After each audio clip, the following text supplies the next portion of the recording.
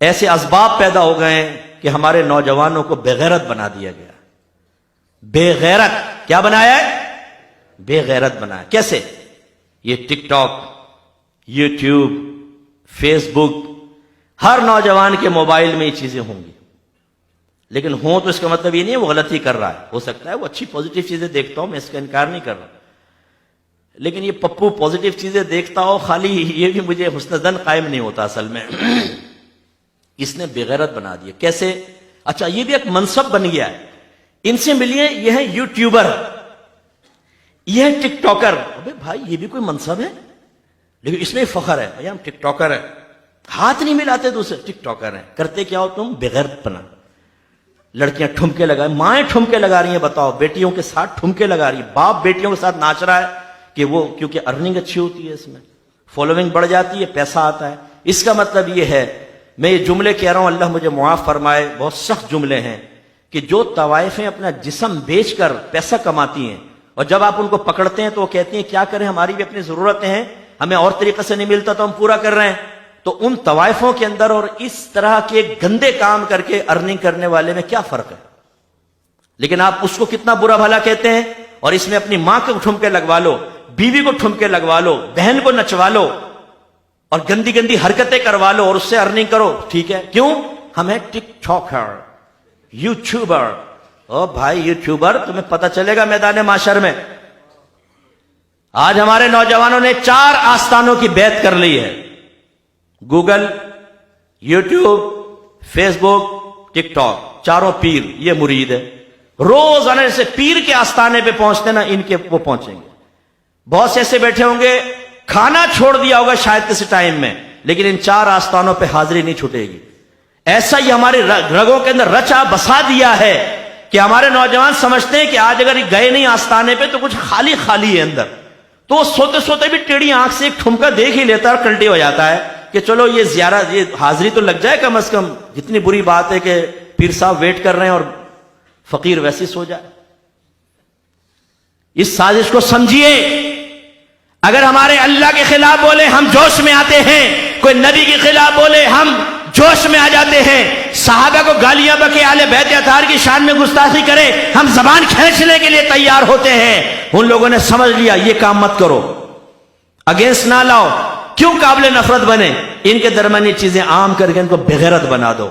اتنا بغیرت بنا دو کہ ان کو اگر دیندار یہ کہے کہ تم یہ غلط کر رہے ہو تو یہ دیندار کو گالیاں بکے، ہماری غلامی سے باہر نہ نکلے. اور نوجوان وہ کر رہے ہیں، نوجوان وہ کر رہے ہیں. منع کر کے بتاؤ ذرا، اپنے بچوں سے لے کے دیکھیں آپ موبائل، چیک کریں اپنے بچوں کے موبائل، ان کی ہسٹری کے اندر جائیں، جو انہوں نے ڈاؤن لوڈ کر کے یا انہوں نے جو ویڈیوز دیکھی ہسٹری میں ہے تو جا کر دیکھیں کون کون سے ٹھمکے دیکھیں ٹیڑھی آنکھوں کے ساتھ. پہلے کوئی جاتا تھا نا، پکڑا جاتا تھا، طوائف خانے میں جا رہا ہے، اوے تو کہاں ہے؟ یہاں پہ آیا ہوا ہے. اب ماں باپ وہاں بیٹھے ہوئے، یہ بیٹھا ہے صوفے میں، جیسے تو بڑے شرعی مسائل، فقہی مسائل دیکھ رہا ہے نا.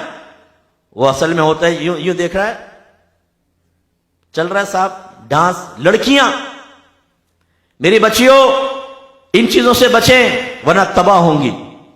ایک پیغام میں ساری بچیوں کو جو مجھے دیکھ رہی ہیں میں گزارش کرتا ہوں، خدا را کبھی ایسا کوئی کام نہ کرنا کہ آپ کے والد یا بھائیوں کا سر شرم سے جھک جائے. لیکن جس طرح کی لڑکیوں سے آپ دوستیاں کرتی ہیں بعض اوقات، اور جس طرح کی چیزیں آپ دیکھ رہی ہیں جس سے آپ کی طبیعت میں اشتعال پیدا ہوتا ہے، جس سے آپ کی طبیعت کے اندر ایک بے غیرتی، بے حیائی کا مادہ پروان چڑھتا ہے، جس کے ذریعے آپ کے اندر اپنے خاندان والوں سے ٹکرانے کی جرت پیدا ہوتی ہے، یہ ہو سکتا ہے آپ کو کہیں کا نہ چھوڑے.